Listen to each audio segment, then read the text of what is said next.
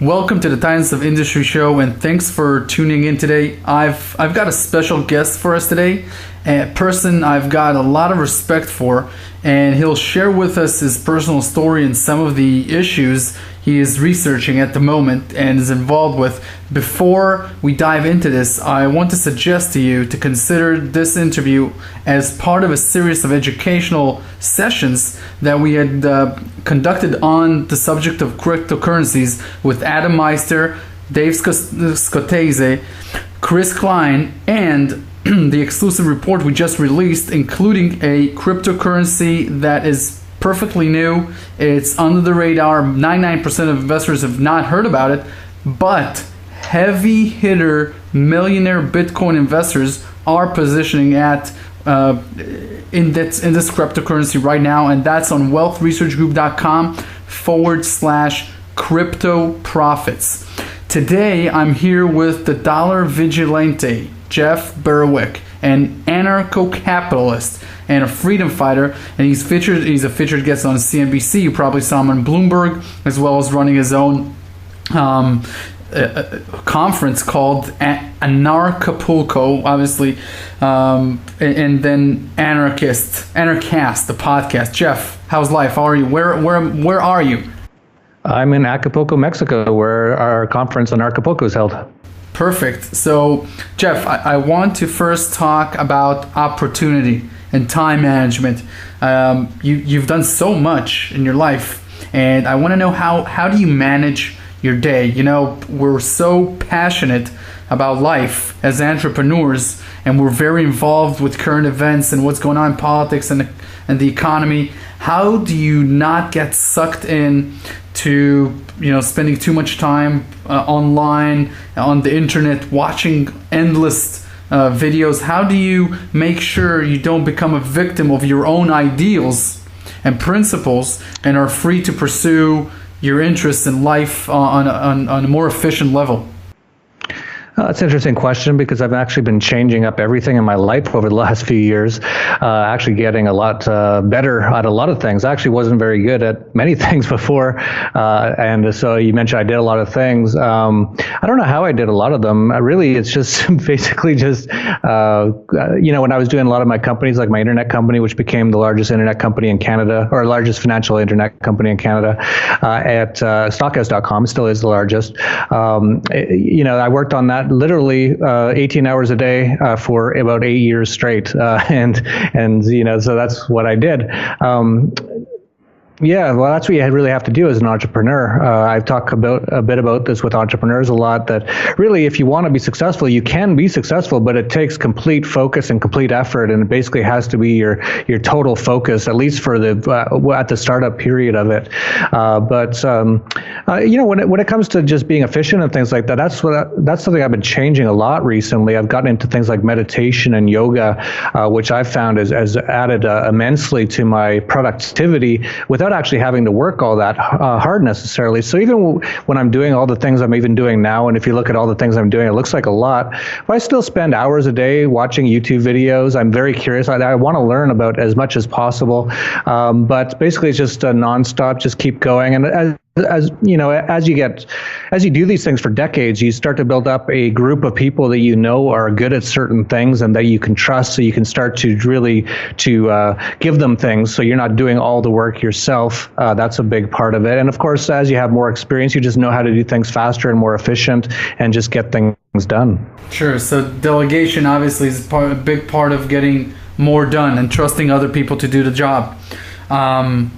Look, I want to talk about the blockchain. I know there's so much talk about Bitcoin, but less people know about the platforms, the technology itself, and the broad ramifications and maybe the potential of the blockchain itself as a catalyst for bringing more prosperity and liberty to people worldwide. Can you talk a little bit about what is blockchain, and maybe even further on what are the global effects, positive ones, that this brings in to the picture?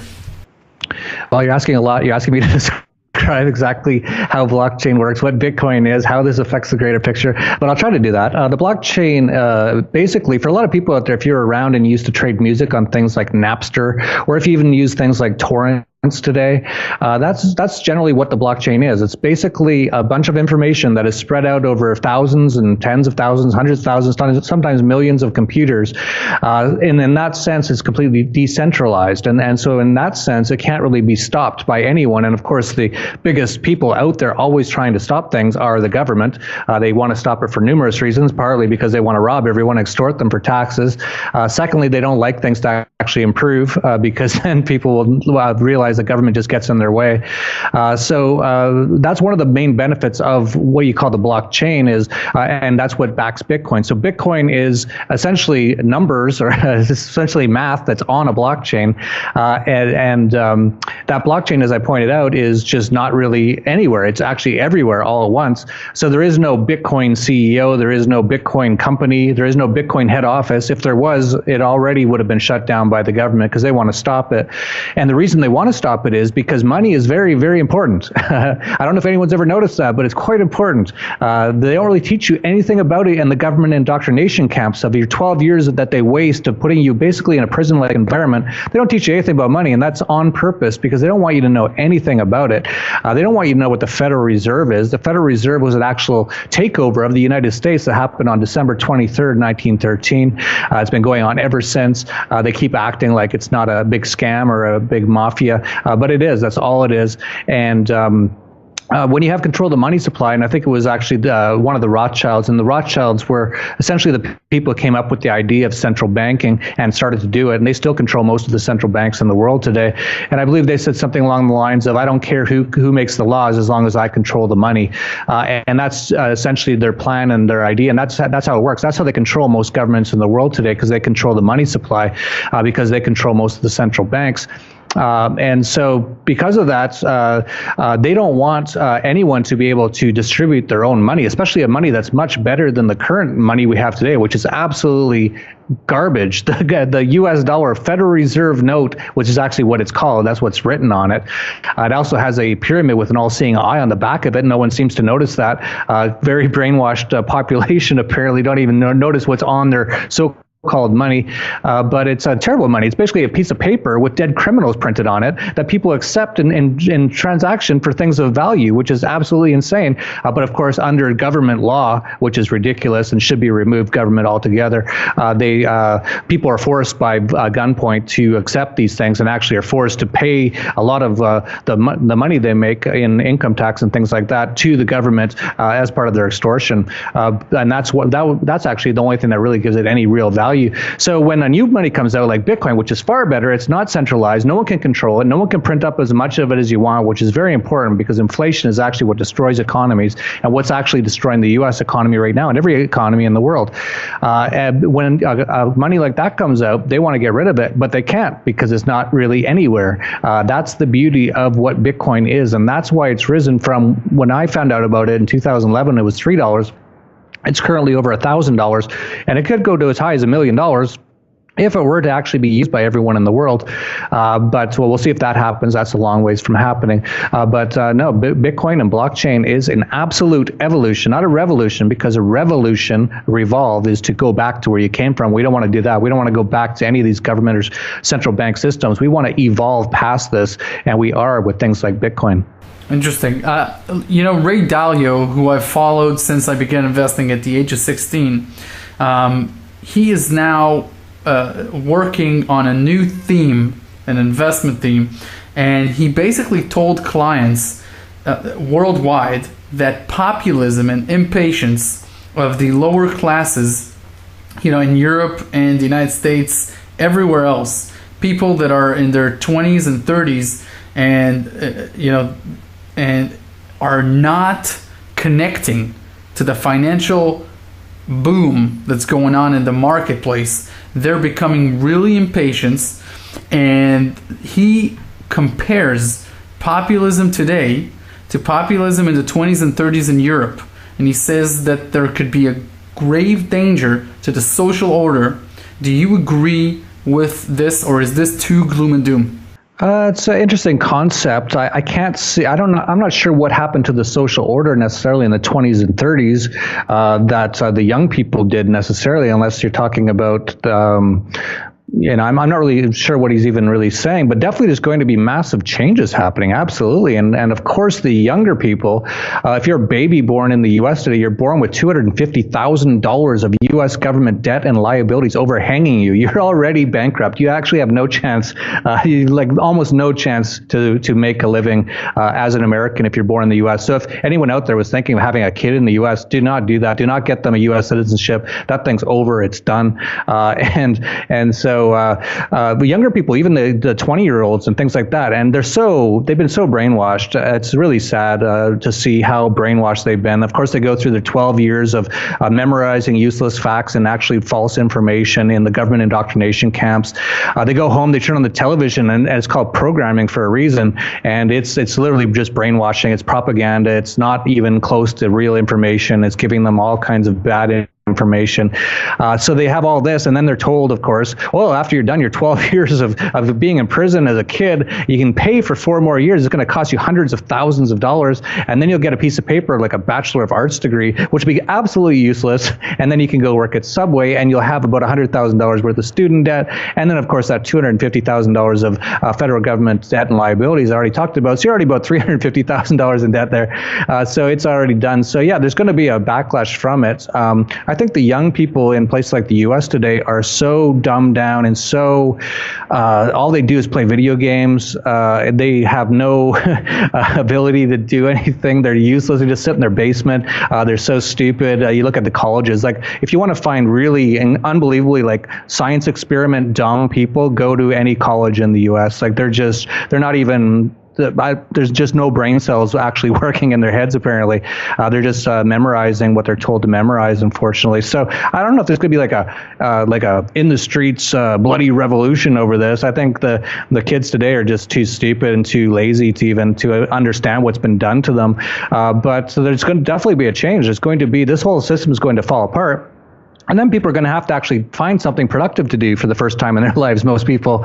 And that'll be the interesting part. And we'll see what happens. But that's why I stay away mostly from places like the U.S., because it's going to be a real mess for the next 5 or 10 years, maybe longer. It could be shorter if the government if they get rid of the government and the central bank immediately, that you could see it do well again within a year or two. But it's going to be a mess in the transition.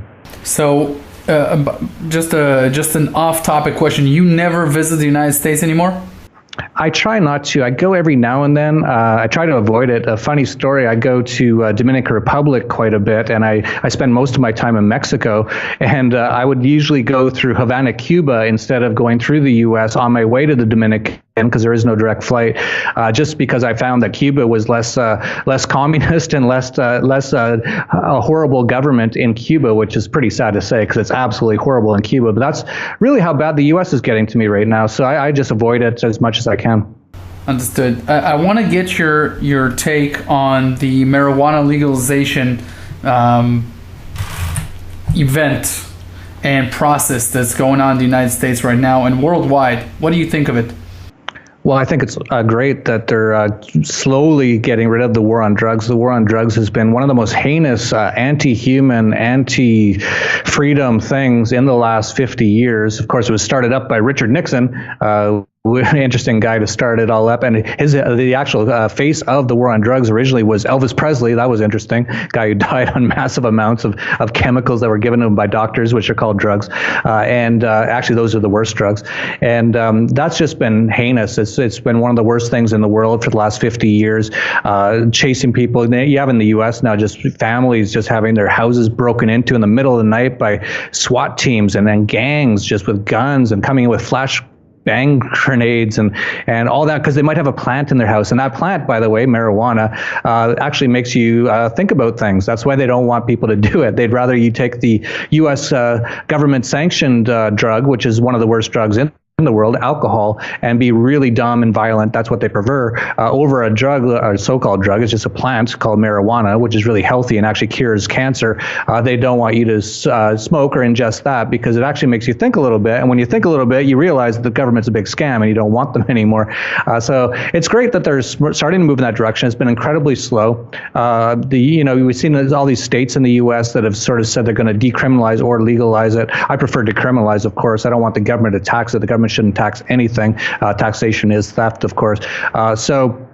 We're seeing that, but now we have, of course, the new, I call him Donald Big Government Trump, because he hasn't reduced the size of government 1 cent since he's been in and has no plans to. So he's just no different than Bush, no different than Obama, just increasing the size of government just in different ways. And his way is to actually go back to the war on drugs, which was almost gone. And everything was better. If you look at Colorado, where they actually decriminalized marijuana, the economy increased massively. Crime stats went down massively, obviously.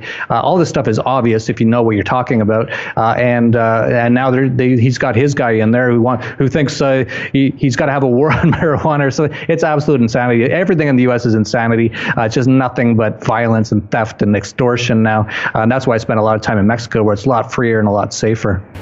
When did this process start with you, Jeff, where you became so anti-government, or should I say so passionate about becoming an anarchist?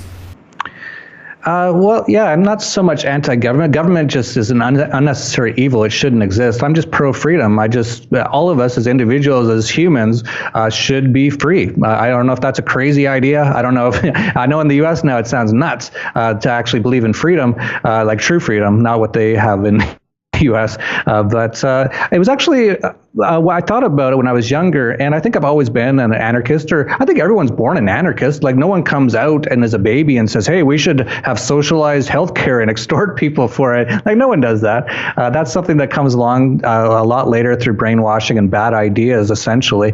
But we're all born anarchists, and I essentially just remained one most of my life. And I didn't really realize I was one until I met Doug Casey around 2002, and he told me over dinner that I was an anarchist, and I didn't even know what the word meant. I actually thought it meant bomb throwers, those people who go and riot and break windows at Starbucks and stuff. But those are actually what they call themselves anarcho-communists, but they're basically just communists. They're not really anarchists. So I guess I've been it my whole life, and actually realized what the word meant when I was around around 30 years old. Understood.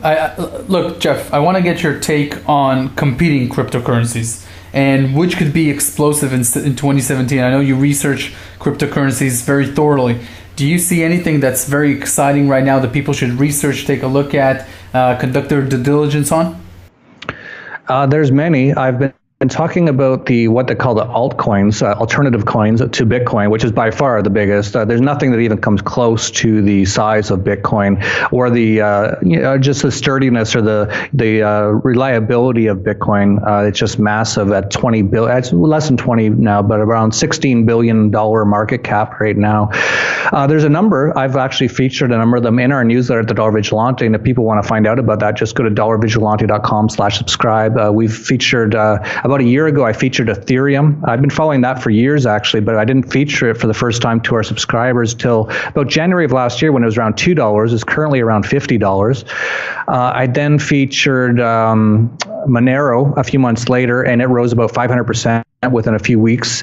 I recently, just about a month and a half ago, featured Dash, which actually I think has real potential, more than Monero at this point. But they all have different values. They're all different. These aren't just Bitcoin duplicates.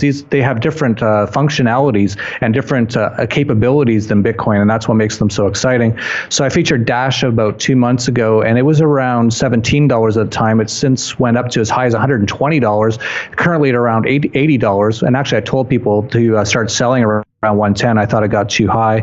I'll tell subscribers when to buy back in. I think it's getting fairly close now on Dash. But yeah, there's a few. I also like Steam. Steam is very interesting. It's the first blockchain-backed social media network, which can compete with sites like Reddit and Facebook and Twitter and Instagram and all these sort of things. Maybe not Instagram, but other social media like it. And it's backed with a coin, and you actually get paid to post on it. So I've been posting on there for about a year. It's called steemit.com. I've made actually over $100,000 as the price of Steam has gone down dramatically and I never sold any. It's only worth about $15,000 at this point, but that's still money I made just posting on the site. And then many other people I know have made hundreds or thousands of dollars posting on the site. And you can do that right now going to steemit.com. So that's interesting. That could take off. Absolutely. It's what we're seeing with the censorship of social media sites. So you can't actually really censor it. So that could have huge benefits. And once people find out that they can actually make money posting on it, whereas on Facebook, they're actually, they don't make any money and they're just being targeted with advertising constantly. They can actually go to a different site like Steemit and do well. That one I started talking about when it was around $2, but I said do not buy it. It was way too high at that moment in time, in my opinion. It then went all the way down to 7 cents. When it was around 20 cents, before it hit 7 cents, I said that it looked like it was starting to become a buy. It's now over 20 cents, I believe. So it's actually been in positive territory. That's a really speculative one, but a very interesting test case. There's so many test cases for blockchain. There's things like MadeSafe coin, which actually could put the entire internet on the blockchain. We're talking crazy levels of stuff here for decentralizing everything, and you can make absolute fortunes if that actually happens. Bitcoin's a good example. I got into that in 2011 when it was $3, now over $1,000. So this is a whole new space that I've been on the forefront of covering. No one's even come close. There's so many other financial newsletters out there. They don't even know what Bitcoin is yet, or if they talk about it, they just say, "Oh, that's a scam or something." They have no idea. These guys are just gone. They're just too stupid or too old. No offense to them, but if you don't know it by now, you really shouldn't be in the financial business. This is an evolution in financial banking, money and banking. And if you don't even know what's going on yet, you're too far gone. You should just retire. But yeah, there's tons of altcoins. We talk about a lot of them in the newsletter at the Dollar Vigilante, and all the time in our videos on YouTube and stuff like that. Jeff, Leslie, I want to talk about your take on the next 4 years of the Trump candidacy. Well, we're what, 2 months in, 3 months in now. Before he got elected, I actually said, or selected, because these aren't elections. These are just completely rigged all the way through. This has been that way for a long time. People need to realize this. You're basically, as an American, and most other countries in the world, but the U.S. is really bad. You're living in a complete controlled. You're a slave. You're completely enslaved. It's not much different than living in North Korea. All your information is propaganda, except for what you can get through the internet, and they're trying to shut that down as much as possible with their fake news and all that kind of stuff, and all kinds of censorship things they're doing. Yeah, you really need to realize that. But with Trump, I actually said about a month before the selection that he would be selected, and he was. And I figured that out after he went to a massive Jesuit get-together with Hillary Clinton. Both of them went. And this is just a few weeks before the election. And I figured at that point that they were going to give the selection to Trump. He was chosen. He's old friends with the Clintons. He's basically not much different than any of these other guys, Ben Bush or Obama. These are basically all the elites. A lot of his money's coming from this whole system. He's been a Jesuit, which is a very high-level secret society that is involved at the highest levels. And of course, the Roman Catholic Church is run by a Jesuit. The U.S. government now run by a Jesuit. The Jesuits are everywhere. They've been kicked out of numerous countries because of the really evil stuff they do. But most people don't know about that because they don't teach it in your government schools or in the television programming at night. But I said he wasn't going to be much different at all. If not, if he was going to be much different than Obama or Bush, it was going to be worse. And I think we're already seeing that with the wars. He's gone absolutely insane. We're now seeing, and they're not even wars, they're just blowing up kids and children and women and children all over the world. He just 200 just the other day in Iraq. He's just going to go nuts, just blowing stuff up. It's absolutely heinous, total criminal, total murderer.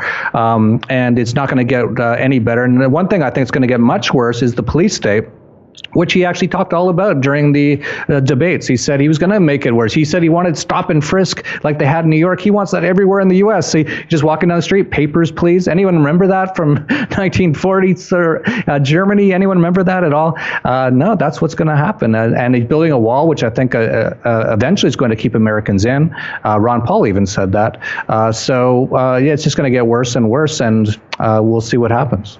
Jeff, thank you very much for coming on the show. My pleasure. How can people plug in and know more about what you're doing? Just check out dollarvigilante.com. If you put in your email there, we actually send out a email blog almost every day talking about all these sort of issues and many other issues. We're also on YouTube, so if you just type in the Dollar Vigilante on YouTube, just subscribe to our channel, and we put out pretty much a video every day on there as well. Perfect. Thank you very much for coming on. My pleasure.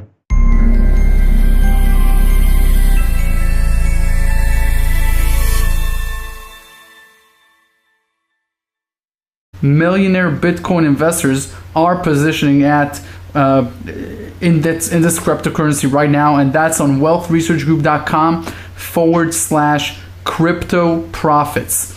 Today I'm here with the Dollar Vigilante, Jeff Berwick, an anarcho-capitalist and a freedom fighter, and he's a featured guest on CNBC. You probably saw him on Bloomberg, as well as running his own a conference called Anarchapulco, obviously.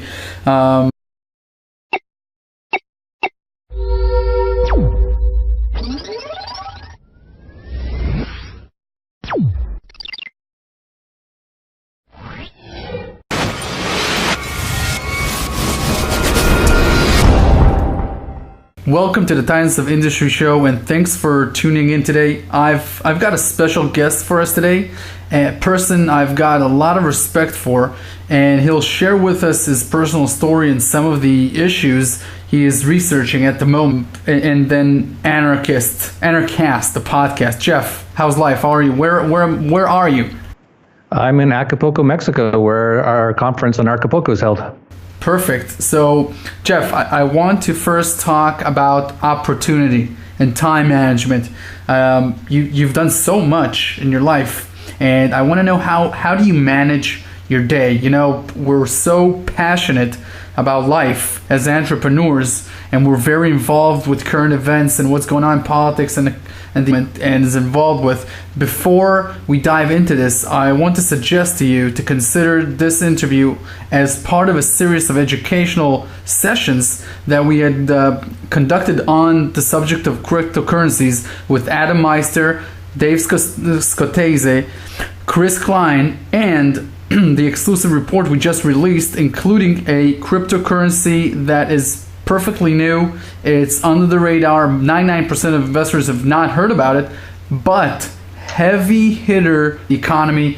How do you not get sucked in to spending too much time online, on the internet, watching endless videos? How do you make sure you don't become a victim of your own ideals and principles and are free to pursue your interests in life on a more efficient level? That's an interesting question, because I've actually been changing up everything in my life over the last few years, actually getting a lot better at a lot of things. I actually wasn't very good at many things